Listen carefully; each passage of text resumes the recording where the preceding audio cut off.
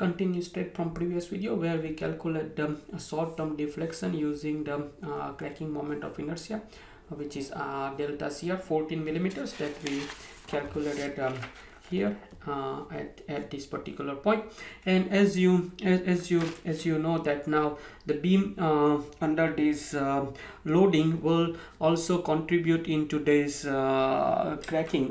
If I draw the small pictures here, if I have a beam here, let's say you have a beam here, this beam, let's say you have a cracking develop in this flux cracking here.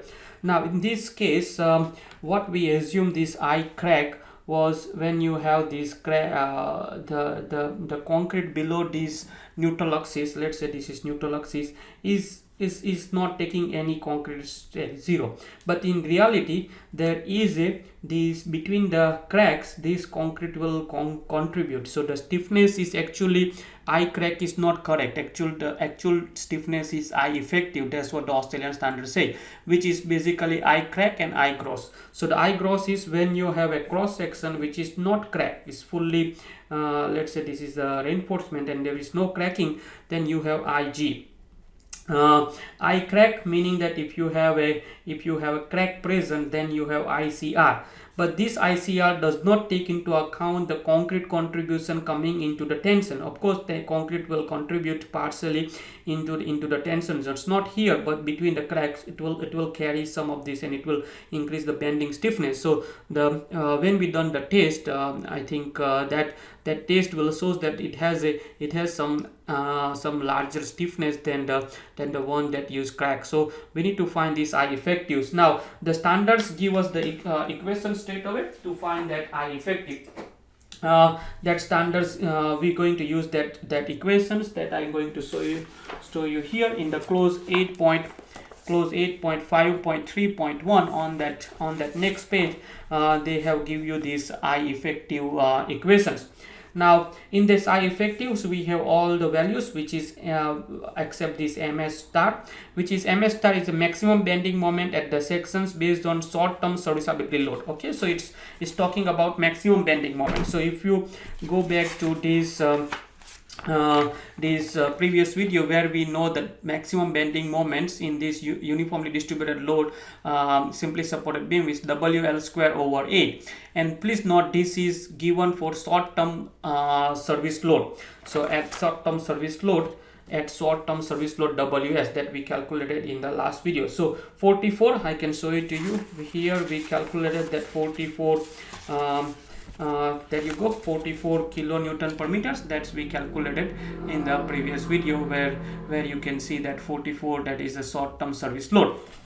Now so it's very easy to calculate WL square over 8, 44 times, I keep it in the meters so I can get the answer in kilonewton meters. So 44 times 7 meters, 7 meters is the length of the beam over 8, 270 kilonewton meters. That's the moment, maximum bending moment.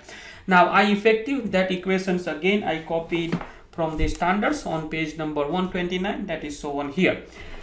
Now in this equation I crack, that we calculated just in the last video. I crack was 3681 times 10 to the power 6. That's we calculated that we calculated this I crack. That's I substitute here 3681. 1 minus 1 I crack over I gross. I think we calculate the I gross as well, the moment of inertia, which is on crack sections. That was 1 times 10 to the power 10 millimeter to the power 4. So that is I value. Cracking moments also we calculated. In this one you calculated the cracking moment was 20.4 kilonewton meters. That is substituted here. MS we just calculated MS 217. That will give us this effective moment of inertia 3694. Please always make sure that this effective moment is less than I cracking, but more than I cracking but less than I gross, meaning that this 3694 that would be greater than 3681. That looks correct, and that would be less than this 10,000 10 to the power 6. So that looks correct as well. there is a small check that we need to do it every time for the I effective. There was a I effective max. For that, if you calculate this tensile reinforcement ratio, which is P equal to AST on BD, and tensile reinforcement 1808, I think we calculated that 1808 tensile reinforcement 1808. That's I take it here, substitute here. B value is 350, D value is 645. It gives me 0.008. Now this standard saying that if your P value is greater than 0.005, your I effective max equal to I. Please note, for another case, when you have this condition less than 0.05, you have 0.6 I. So in our case, I effective equal to I, and we know this I we calculated on crack section 1 times 10 to the power 10. So condition is okay. 3694 is less than I max, so therefore this check is okay. Now deflection calculations, again we can go back to the structure analysis when we know this deflection is 5 WL4 over 384 EC, and this I is now I effective. We are taking this I effective, okay, not this I crack or I gross, because this is the actual graph, okay. This red one is the actual result. So we need to find the deflections, that is 5 times 44. I think that is the short-term loads coming on to the beam, which is 44 kilonewton per meters, times length of the beam is 7,000 millimeters, 7,000 millimeter to the power 4, 384 EC. I think that EC we also calculated in the last videos, where you have Young modulus of the concrete taken from table 3.1.2, that EC. I effective, I think in this video we just calculated I effective, which is 3694 times 10 to the power 6. Give me 14 minutes, almost same as the I crack. It's not big difference here, okay. So that's keep in mind, but I think it's depending on your I effective and EC values, where it can be reduced the value. So that's the deflections at B3, so that is 14 millimeters here.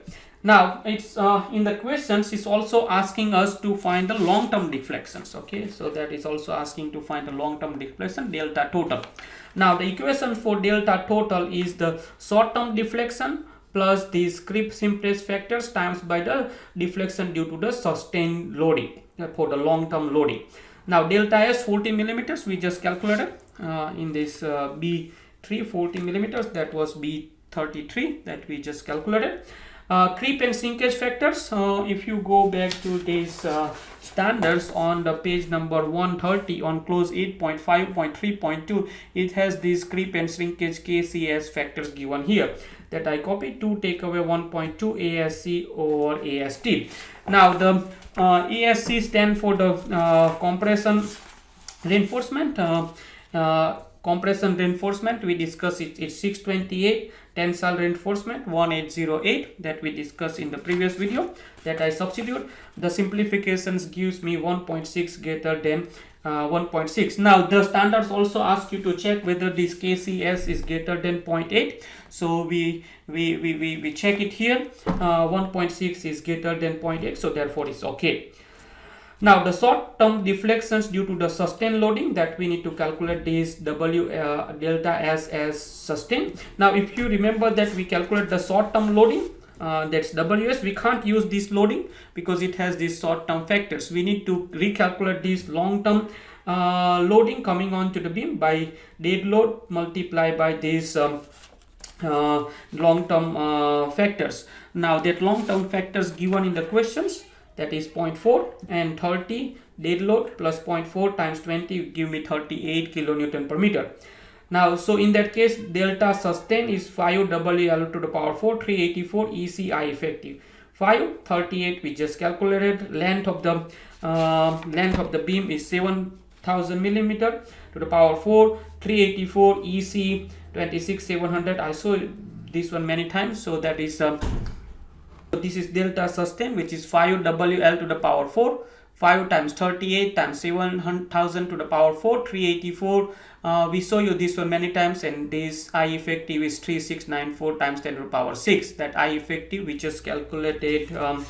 I effective, I think I can show it to you here.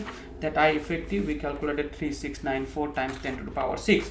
So that's give us delta sustain 12 millimeters. So the total is the short term loading 14 millimeters that we just calculated for B3 14 millimeters plus 1.6 times 12 millimeters give us 33 millimeters. So that is the final answers for our total deflections. Thank you very much.